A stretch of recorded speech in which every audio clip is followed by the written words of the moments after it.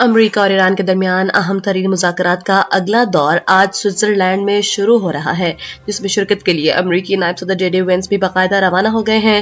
Switzerland روانگی کے موقع پر میڈیا سے گفتگو کرتے ہوئے جے ڈی وینس نے بتایا کہ ان کا وہاں سے 1-2 روز قیام کا امکان ہے اور اس اہم دورے کا بنیادی مقصد ایران کے جوہری مسئلے پر پیش رفت کو یقینی بنانا اور لبنان جنگ بندی کے معاملے پر آگے بڑھنا ہے۔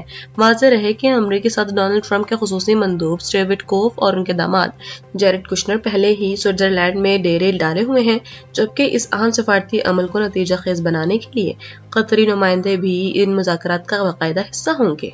وزیر اعظم محمد شہباز شریف ایک اعلیٰ سطحی وفد کے ہمراہ اسلام آباد سے سوئٹزرلینڈ کے لیے روانہ ہو گئے ہیں۔ وزیر اعظم اور چیف آف آرمی اسٹاف اور chief of defence forces field marshal Syed Munir Switzerland کے شہر برگنسٹاک میں ہونے والے تکنیکی سطح کے مذاکرات میں شرکت کریں گے۔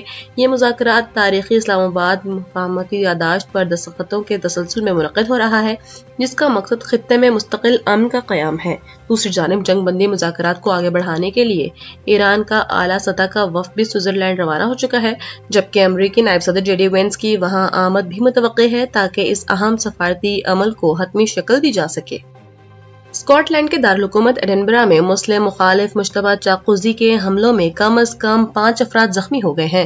برطانوی میڈیا کے مطابق یہ افسوسناک واقعات جمعے کی شام شہر کے مغربی حصے میں پیش آئے، جہاں ایک شخص نے شہریوں کو نشانہ بنایا۔ پولیس نے فوری کارروائی کرتے ہوئے ایک 36 سالہ سفید فام مشتبہ شخص کو حراست میں لے لیا ہے۔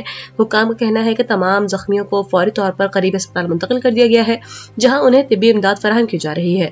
اسکاٹ لینڈ کے فرسٹ منسٹر جان سوینی نے واقعے کی شدید مذمت کرتے ہوئے واضح کیا ہے کہ اسکاٹش معاشرے میں نسل پرستی، مسلم دشمنی اور عدم برداشت کے لیے کوئی جگہ نہیں ہے۔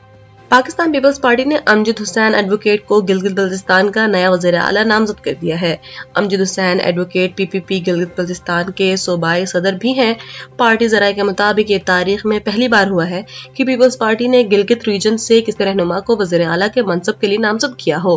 واضح رہے کہ گلگت بلتستان میں ہونے والے حالیہ عام انتخابات میں پاکستان پیپلز پارٹی نے شاندار کارکردگی کا مظاہرہ کرتے ہوئے ایوان میں 9 نشستیں حاصل کی ہیں اور وہ خطے کی سب سے بڑی اکثریتی جماعت بن کر سامنے آئی ہے۔